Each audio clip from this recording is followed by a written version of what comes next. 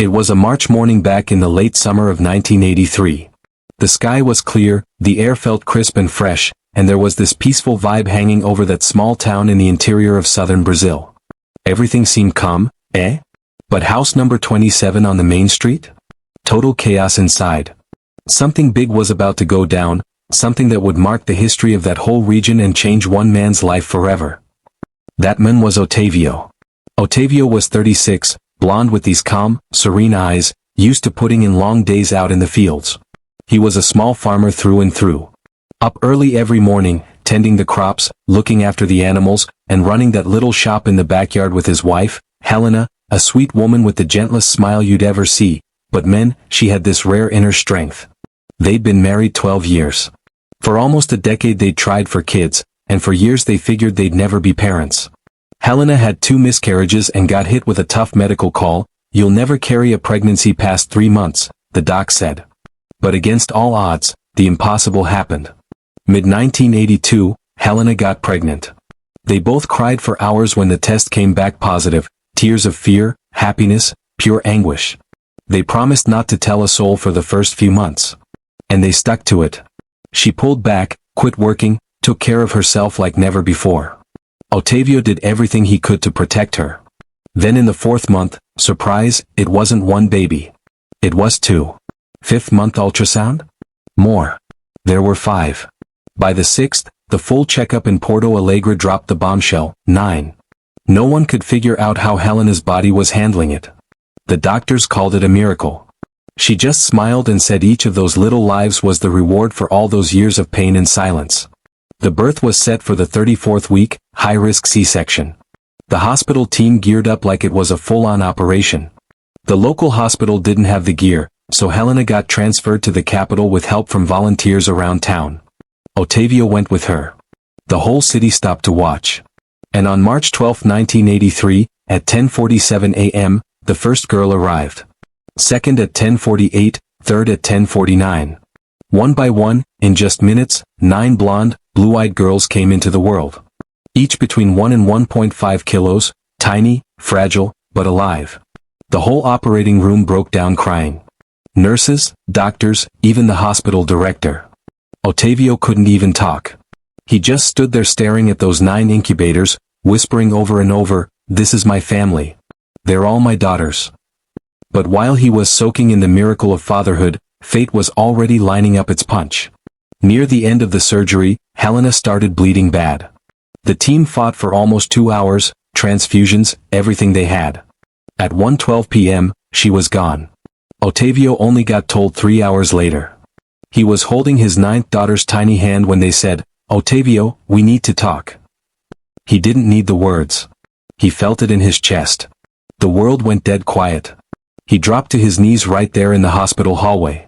No tears, he just stared at the floor like he was waiting for someone to snap him out of this nightmare.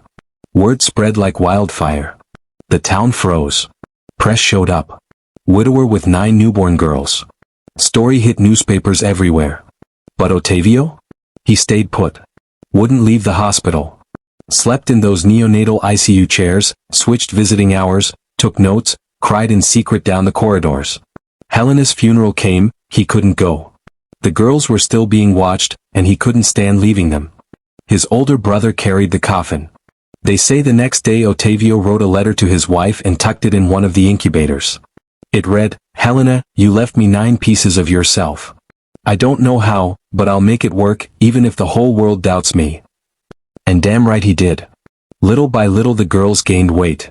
One almost didn't make it at 12 days, but pulled through. Hospital staff, touched by the whole thing, stepped up. A nurse named Rosanna volunteered to crash at the hospital for weeks to help Otavio. Docs made a special schedule just for the girls. Donations rolled in from across the country, bottles, clothes, diapers, cash. All of Brazil knew about the dad with 9 girls. But Otavio didn't want the spotlight. He wanted stability. With the donations he fixed up the house, bought cribs, set up a nursery with each daughter's name on the wall. At 2 months, the girls came home. The whole town lined the street like a parade, balloons, signs, kids clapping. And there was Otavio, alone in the back of the truck holding 9 babies. No one ever forgot that sight. But the real test was just starting. After bringing his daughters home, nothing stayed the same. He wasn't the guy running the little farm or backyard shop anymore. Now everyone called him the father of the 9 girls. Neighbors, friends, papers, even the registry office clerks, that's who he was. Ottavio lost his own name. He was just that blond man with sad eyes pushing 9 strollers at once. Early days he barely slept. Up at dawn changing diapers, feeding bottles, rocking them one by one. He built this almost military system so he wouldn't lose track, numbered bottles, handwritten schedules, colored tape on cribs for sleep times. The one who cried most got a star on the living room board. Best sleeper got a heart. His way of staying connected to each in the madness and exhaustion. The girls got names Ottavio and Helena picked: Anna, Lara, Sofia, Clara, Elisa, Julia, Helena, after her mom, Luisa, Bianca. Simple, sweet names, like the little wooden dolls he carved himself in spare moments to give them at 1-year-old. Each name hand-painted on the bedroom wall with their mom's photo in the center, framed in dried flowers Helena used to pick. That little dot on the map town turned into a national spot because of this family. Reporters came from everywhere to talk to Ottavio, but he always said no. No fame, no pity, just peace. He wanted to raise his girls with dignity, out of the lights. Some got it, some didn't, but everyone respected him. Over time he realized he couldn't do it solo. The routine was brutal, so he took help from neighbors. Set up a community shift system. One family brought food, another helped bathe them, others just sat and talked with him. That house of 9 girls became a symbol of love, teamwork, and faith. But not everything was smooth.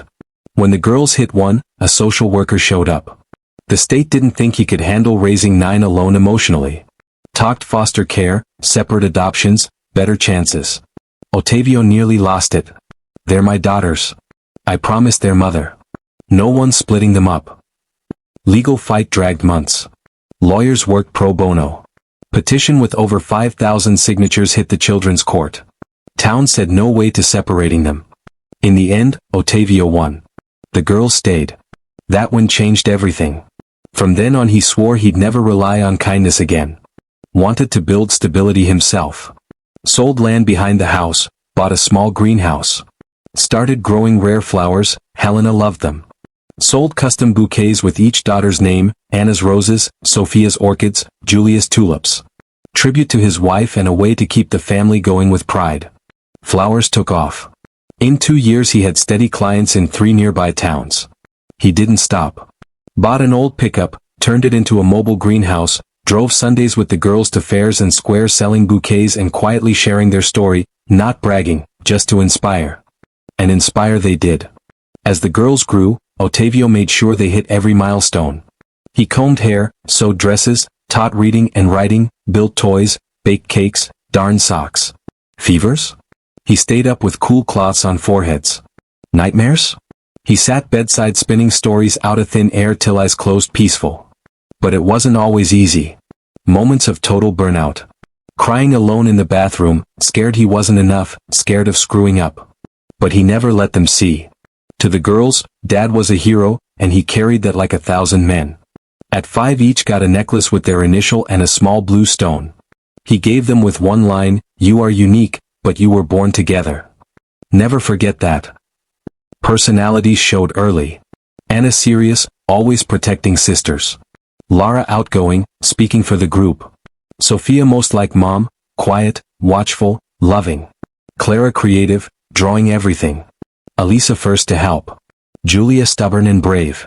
Helena, named after Mom, had that look that made Ottavio cry quiet. Luisa sensitive, crying over squashed ants. Bianca pure laughter. Schools wanted separate classes. Ottavio insisted together. Wanted them growing up knowing they were stronger as one. Teachers were nervous at first, but saw the special bond. They completed each other. But one question they all dodged, Mom and Dad. First time they asked? 7 years old. Bianca started it, picking flowers in the garden for school.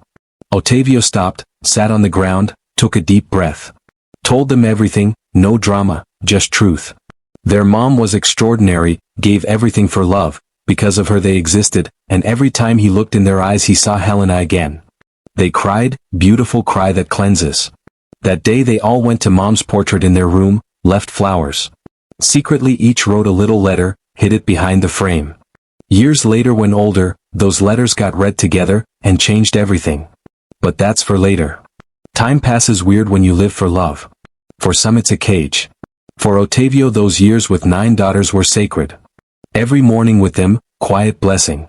Every night hearing 9 soft breaths, reminder he chose right. By 10 the house adapted fully. Simple place turned family cabin, bunk beds, color-coded closets, birthday and school calendars on walls. Ottavio mastered organizing life like few could. But light childhood started fading. Adolescence hit like a storm. Each girl with stronger opinions, emotions, needs, fighting for space. Ottavio, always the safe harbor, became a steady lighthouse too, shining different paths. Lara first asked to cut hair short, hesitated, but got it. Anna wanted separate room for a week to try. Julia withdrew more. Elisa questioned looks. Bianca ditched dresses for jeans. Sophia drew sadder stuff. Clara locked diaries. Helena read about motherhood and pregnancy. Luisa cried for no reason. Ottavio watched. Didn't fight. Listened. Talked one-on-one. Understood they were changing, so he had to too. Love needed less doing, more being there, less orders, more presence. Toughest challenge yet. He faced it. Around then outside judgment kicked in. 9 beautiful blonde teens with intense blue eyes, same features, natural charm, turned heads. Town felt small. Snide remarks, side eyes, gossip in shops. How's he managing alone? Any pregnant yet? No mom 'cause dad couldn't handle? Word stung, worse how girls looked at dad like they wanted to shield him but didn't know how. One day Anna came home crying. Someone said she had no mom 'cause mom chose dying over raising 9. Ottavio breathed deep, hugged her. Daughter, sometimes people talk without knowing. Your mom gave her life for you, literally. That's the greatest love. That day he called them all to the living room. First time showed the small wooden box kept since birth. Inside, mom's ribbon, note she wrote before birth, earring, dried flower, his incubator letter. Reading dad's letter from hospital days, they all cried. Even Anna who held it together. That moment they truly got what they meant to this man. If one day I'm gone, remember how hard I tried. If I failed, it was trying my best. If I cried, it was quiet. If I loved, it was endless. You're the best I have left. Adolescence rolled on, ups, downs. But curious thing, none drifted far from dad. Even in rebellion, yelling, door slams, they came back. Apologized. Sat to talk. Bond stronger than any rough patch. House started feeling tight. Ottavio felt it sharp. Soon they'd leave. At 16 he surprised everyone, sold the greenhouse, the one that kept them going years. Bought an old school bus, gutted and renovated into rolling home. Wanted one last big family memory before paths split. 3 months they traveled country, town to town, campsites, gas stations, empty beaches, strangers' yards. Saw sea, snow, backlands, mountains, interior vastness. Laughed, fought, cooked together. Made videos, snapped photos, wrote letters to each other. Last night around campfire in open field, Ottavio said, I know I wasn't perfect. Made tons of mistakes. But if I could go back, I'd do it all again. Exactly the same. You are my life. If one day I'm not here, remember everything I built was with love. They didn't speak. Just cried, laid heads in his lap like little kids. Silent under night crickets, wind, hearts full of thanks. Back home, something shifted. Farewell close. At 18 each took their road. Anna to Sao Paulo for medicine. Lara journalism in Florianopolis. Julia army. Elisa exchange. Sophia visual artist. Clara video channel with touching stories. Helena psychology to understand feelings since kid. Luisa missionary. Bianca stayed, wanted with dad. Ottavio watched house empty slow. Cribs to beds to empty closets to locked rooms. Silence fell. He stayed, but peaceful. New mission done. Despite fears, pain, sacrifices, he succeeded. Raised 9 girls with love, dignity, truth. But fate? Always one last curveball. And this one? Closer than you think. Time waited for no one in that house. When the eldest daughter, Lara, announced she'd been accepted into the Federal University to study medicine, the room filled with joy and silence at the same time. It was a victory. Of course it was. She'd fought, studied by candlelight when the power went out, shared a notebook with 2 other sisters. But when she hugged her father that night and said, "I'm going, Dad, but I promise to come back every weekend," something inside him broke. He looked at the stairs and saw for the first time the wood worn from so many climbs and descents with the girls in his arms. "Go, my daughter. Yes, you will. But never forget that your place in the world began here, on these stairs, in this kitchen, on this floor where your mother died to give birth to you." He spoke with tears in his eyes, trying not to break down. Lara's departure opened the floodgates one by one. The others began to chart their paths. One wanted to study abroad. Another an exchange program. Clara dreamed of opening a flower shop. But it was Bianca's decision that changed everything. She appeared in the kitchen one night with an envelope in her hand. Her sisters whispered in the hallway. Their father, sitting at the table with his coffee mug, was already suspicious. When she handed him the envelope, he didn't want to open it right away. "You open it, daughter." And she did. It was a DNA test. Bianca had taken it on her own, with a doubt that had been gnawing at her for years. Why didn't she look like any of her other sisters? She was blonde. Blue eyes, yes. But something was different. Ever since she was little, she'd felt out of place. Her father never showed any difference, but Bianca had a hunch. And now it was there, black and white. She wasn't her biological daughter. The confession came as a bombshell. Her sisters were shocked. Her father was paralyzed. "Why didn't you ever tell me?" "Because I never wanted you to feel less than." "And whose daughter am I then?" He took a deep breath and told the truth he'd hidden for over 30 years. On the night his wife died in childbirth, one of the 9 girls had been stillborn. The hospital, unsure how to break the tragedy to an already devastated man, switched the baby with an abandoned newborn who had been anonymously dropped off just hours earlier. "Am I that baby?" "You are my daughter, Bianca. Because I held you in my arms with the same love. Because I rocked you in the early mornings with the same music I rocked the others. And because even though I didn't give birth to you, I chose you every day. That's what being a father is." She cried. They all cried. The silence lasted a long time that night. But in the end, one by one, the sisters approached, hugged Bianca, and repeated in chorus, "You are our sister. Always have been." That crisis brought the family closer than any Christmas or birthday. The exposed wound healed with the truth. But life never stopped testing that father. Months later, he had a heart attack. Alone at home, his daughters already scattered, one in another state, another out of the country. The one who helped him was his neighbor, Mrs. Terzina, who noticed the lights were on that morning. At the hospital, he was revived. He survived, but left feeling weaker. His daughters began taking turns caring for him, but he didn't want to be a burden. He wanted to see them fly. He insisted they mind their own business. One day, he gathered them all in the living room and made a request. "Let me live with one of you. I don't want to be alone anymore, but I also don't want to get in anyone's way. Do what you think is best between you." They argued. A lot.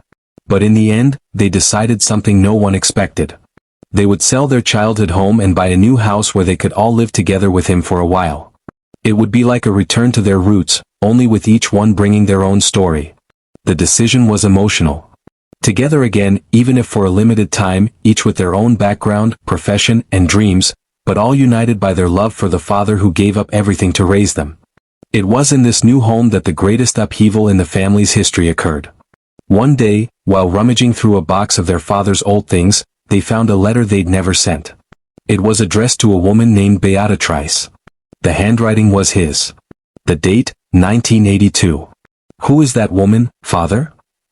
He fell silent. Closed his eyes. Swallowed hard. And then he revealed something no one expected. Before meeting the girl's mother, he had fallen in love with a young woman named Beatrice. She became pregnant but disappeared. He never heard from her again.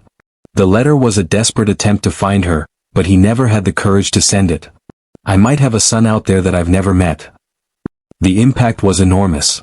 The girls, now women, looked at each other in shock. Could they really be 9? Or could it be possible that there was someone else?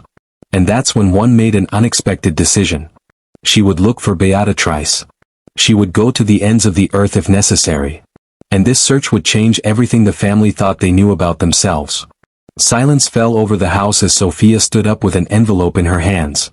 It was an old letter, yellowed with age, written in a delicate, firm hand. The other sisters froze. Father frowned in confusion, not understanding what it meant. Sophia held the paper as if she were about to unleash lightning, but her voice was calm, though trembling. I discovered this letter by chance almost 2 years ago, she began, looking into her father's eyes. It was inside a box of Mom's memories hidden in the back of the closet. I read it, reread it, cried, and put it back. But now, I can't hide it from you anymore. She handed the letter to her father. His hands were shaking. The silence was so thick it seemed no one else was breathing in the room. As he read, his expression changed. First confusion, then disbelief, finally tears. His wife's words, written weeks before the birth, were a farewell. She predicted she wouldn't leave the hospital alive. She said she felt it, that she dreamed about it almost every night. But what left everyone devastated was the final paragraph. If anything happens to me, know that it was my choice to go through with the pregnancy. I knew the risks. The doctors warned me. I chose our daughters. I chose each of them. Even without knowing them, I chose to give them a chance to live, even if it cost me my own. The father reading that broke down. He fell into the chair, clutching the letter to his chest. The 9 daughters approached him slowly, as if they were stepping into his soul. One by one, they knelt around him. It didn't matter if they were 30, 35, or 40. In that moment, they were just daughters, small, fragile, faced with pain and truth. I never knew that, he whispered. I was never told. I thought she had been taken by medical error, but she knew when she chose us. Completed Anna, the second daughter, now a doctor, crying. She was a hero, said one of the others. Sophia wiped the tears from her face. I kept this letter because I thought it would hurt, but I realized that hiding the truth is what hurts us the most. That moment felt as if time had stopped, as if the family's 41-year history had come together in a single instant. They understood there and then, once and for all, the reason for so much love, so much sacrifice. Because it wasn't just their father who had made a choice. Their mother had also chosen. She hadn't left by accident. She had given her existence for a purpose. And that day, for the first time, they spoke their mother's name out loud together, as if it were a prayer. Helena. The father closed his eyes as he listened. And for the first time in decades, he smiled through his tears. Thank you, Helena, for leaving me with the most difficult and most beautiful mission in the world. Sophia got up and opened a box she had brought from her room. Inside were 9 small dresses. The dresses that the mother had sewn during her pregnancy, one for each daughter, hand-sewn with love. I found this too along with the letter. She knew she wouldn't see us using them, but she still sewed them one by one. The sisters touched the dresses as if they were touching their mother's heart. That night, they didn't sleep. They sat around their father, spreading out the photos, the memories, the old clippings. They sang songs their mother had listened to. They told childhood stories. They laughed. They cried. And they felt that for the first time they were complete. Not because the pain was gone, but because now it made sense. The next day, they made a decision, a promise, actually. And from here, the 9 sisters' most beautiful plan begins. The news of the 9 pregnancies spread like wildfire through the city. It was as if fate had been guarding that moment for decades. Everywhere. Questions and comments could be heard. What do you mean all 9 at the same time? Is it true they're all pregnant? An army of blondies is about to be born. The sisters, in turn, were united as never before. The experience of collective pregnancy, the feeling of bringing children into the world alongside the women with whom they shared everything, toys, clothes, tears, secrets, and dreams, brought a new, almost sacred complicity. Mr. Ottavio, now nearly 70, watched everything with shining eyes. Silently, he observed the large belly of one, the nausea of another, the sparkle in their eyes. It was as if each one carried not just a child, but a response to life, a response to the suffering, to his mother's absence, to the silence he had endured alone for so many years. They're fine. They made it this far, he said to himself as he watered the plants in the backyard, looking at the clothes hanging out, listening to the laughter coming from the kitchen. And that's when the most symbolic moment came. The 9 daughters decided to organize a special Sunday lunch, just like in the old days. They all arrived early at their father's house. The house filled with laughter, aromas, and life.